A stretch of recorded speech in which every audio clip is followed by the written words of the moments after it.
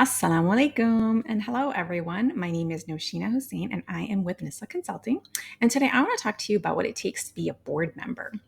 But before we get started, just let me tell you a little bit more about what I do. I have been helping Muslim women nonprofit leaders build their capacity and strengthen their nonprofits infrastructure so that they can make the world a better place. I've learned a lot about how to run a nonprofit, how to start one, how to make it successful, and I want to make sure that I can share that knowledge with all of you. Now, three things that board members must understand before they even join your organization are: what are their duties? A lot of board members are unaware of what their responsibilities should be when they serve on their board.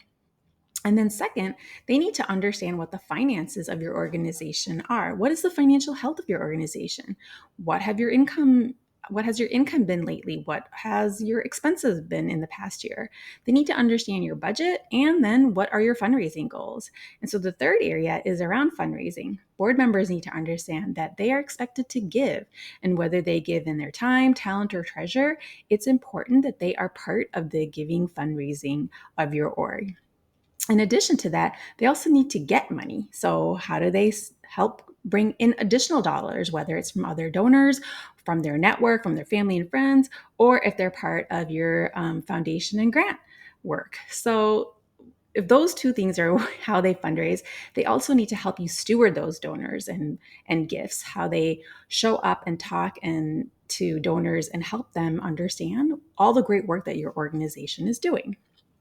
Now, let's dive a little bit deeper into what fiduciary responsibility means. That's a really fancy word for helping you understand what is the annual budget for the organization. Now, the staff comes together and puts an annual budget together, but the board actually has to approve it. So most organizations like foundations will ask for an or approved board approved annual budget before they even give you a grant. Now, the other part of this is that board members need to monitor financial statements for the organization. And that means like looking at the balance sheet, it means looking at the income statement, if you have cash flows, the 990s. These are all really important financial documents that board members need to be reviewing on at least a quarterly basis. And of course, if your organization has assets and investments, like let's say you own a building or you have an endowment fund, the board needs to know how it's performing and what the condition of those assets are because they need to oversee them.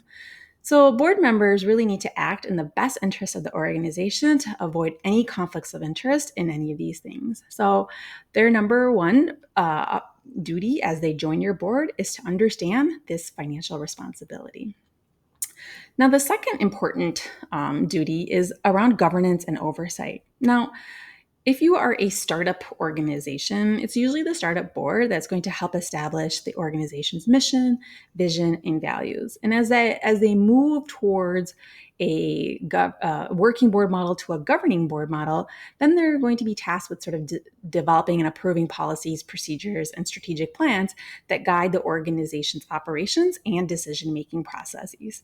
So, one last thing that I think board members forget or don't realize is that they actually have the responsibility of hiring, evaluating, and sometimes even firing the executive director or CEO. So I think hiring is pretty easy, right? You are going to be a part of the interview process and making the offer. But evaluation comes on an annual basis. You are responsible for reviewing the executive director's performance and also giving them the raise.